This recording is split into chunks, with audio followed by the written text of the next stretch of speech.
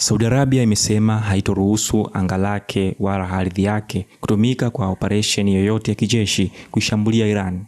Hayo yameripotiwa na shirika la habari la Saudi Arabia SPA likinukuu sehemu ya mazungumzo kwa njia ya simu kati ya mwanamfalme Mohammed bin Salman na Rais Masoud wa Iran yaliyofanyika usiku wa kuamkia leo. Kwa mujibu wa shirika la SPA, mwanamfalme bin Salman ambaye ni mrithi wa kiti cha kifalme cha Saudia ameeleza Rais Masoud kuwa utawala mjini Riyadh unaheshimu uhuru na ardhi ya mipaka ya Iran na kwamba kamwe ardhi ya Saudia haitotumika kutekeleza shambulio lolote la kijeshi dhidi ya Tehran. Matamshi ya bin Salman yameripotiwa katika wakati ambao kuna wasiwasi kwamba Marekani inaweza kuishambulia Irani kiitumu nchi hiyo kufanya mauaji na ukandamizaji kwa raia ambao walijitokeza mapema mwezi huu kwenye maandamano ya nchi nzima.